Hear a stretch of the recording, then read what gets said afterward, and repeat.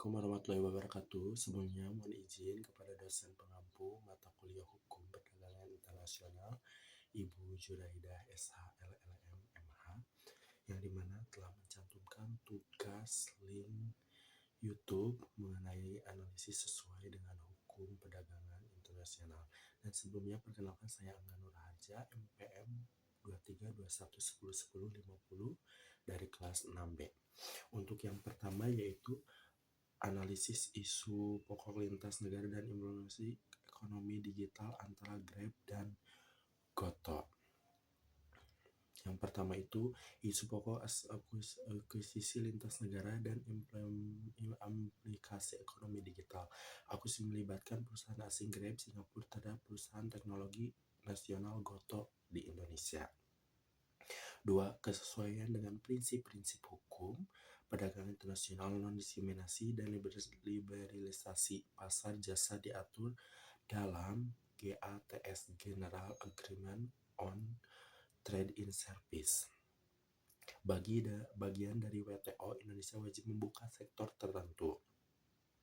3. Aktor negara versus korporasi. Grab sebagai entitas asing bisa jadi akan menguasai ekosistem digital Indonesia secara dominan.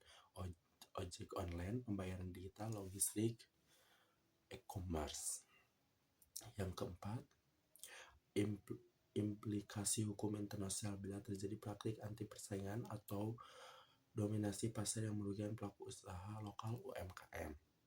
Yang kelima, analisis kritik dan rekomendasi. Akuisisi ini beresiko menimbulkan monopoli sektor digital, memperlemah kedaulatan ekonomi, dan bisa melanggar semangat fair trade dalam hukum internasional. Untuk kesimpulannya, akuisisi Grab terhadap Goto dapat dipandang sebagai tantangan serius dalam konteks kedaulatan digital, keadilan perdagangan, dan perlindungan pasar lokal. Untuk yang kedua yaitu isu pencabutan kebijakan TKDN. Yang pertama itu selama ini wajib produsen khususnya di sektor teknologi, energi, dan manufaktur menggunakan komponen lokal dalam produksi.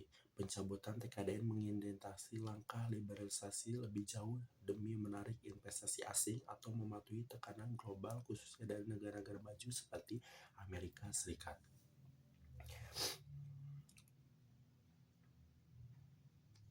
Yang kedua, kesesuaian dengan prinsip-prinsip perdagangan internasional.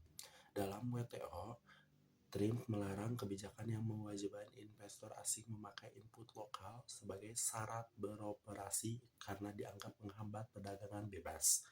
Di sisi lain, pasal 20 GATT memberikan pengecualian jika kebijakan dilakukan untuk melindungi kepentingan publik, industri, strategi, atau pembangunan ekonomi. Yang ketiga, negara berkembang versus negara maju. AS dan negara maju cenderung menekan negara berkembang untuk membuka akses pasar, terutama melalui mekanisme perjuangan bilateral FTI.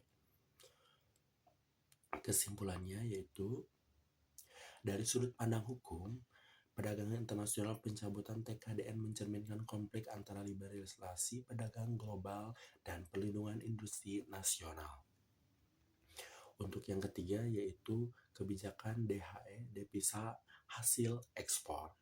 Yang pertama, pemerintah Indonesia mewajibkan seluruh pelaku ekspor SDA menempatkan 100% devisa hasil ekspor di dalam negeri selama 12 bulan. Yang kedua, prinsip-prinsip hukum perdagangan internasional yang terkait. GATT atau WTO tidak secara langsung mengatur arus modal. WTO atau GATT lebih berfokus pada perdagangan dan jasa, bukan kontrol devisa atau arus modal. Posisi negara versus pelaku usaha.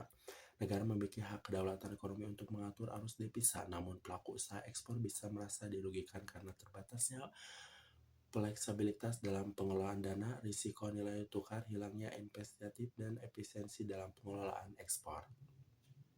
Untuk kesimpulannya itu, dalam perspektif hukum perdagangan internasional, kebijakan DHE 100% tidak otomatis melanggar aturan WTO maupun IMF karena negara berhak mengatur stabilitas makroekonomi, namun perlu jaga agar tidak menimbulkan distorsi perdagangan, ketidakpastian investasi, atau perspektif proteknis terselubung.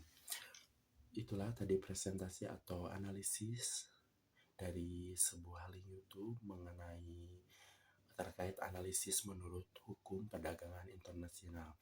Saya Angga Nur Haja, pamit undur diri. Wassalamualaikum warahmatullahi wabarakatuh.